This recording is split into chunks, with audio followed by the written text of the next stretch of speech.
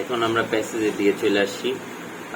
প্রথমে হাইলাইট করা একটা টপিক পড়ার পরে 3 স্টার গুলা ধরে ধরে আগাবা যেগুলা বাকি আছে, যেমন এই যে কি বলে এইখানে ইউনিট, এই যে এই 3 স্টার টপিকে ইউনিট 9-এ লেসন 1 আর লেসন 2, আগে লেসন 2 হাইলাইট করা আছে, তার মানে এটা আগে শেষ করবা, পরে 8টার শেষে লেসন 1টাও দেখবা, তারপর যেগুলো হাইলাইট করা নাই 3 স্টার এগুলোও দেখবা।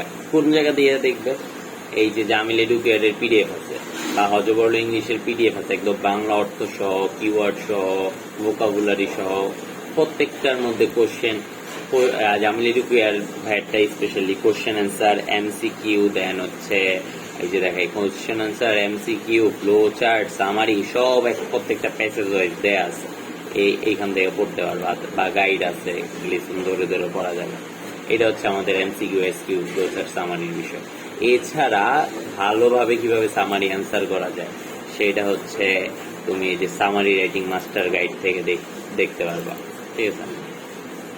এখানে সামারি রাইটিং এর অনেক টিপস দেওয়া আছে, এগুলো একটু চেক করে নিও। দেন হচ্ছে আমাদের রিয়ারেঞ্জ হচ্ছে প্রত্যেকটা রিয়ারেঞ্জ এই যে জামিল এডুকেয়ারে সলিউশন পাওয়া যাবে। রিয়ারেঞ্জ গুলা জাস্ট হচ্ছে প্রথম 12 নম্বর পর্যন্ত পৃষ্ঠার পড়ে ফেলবা।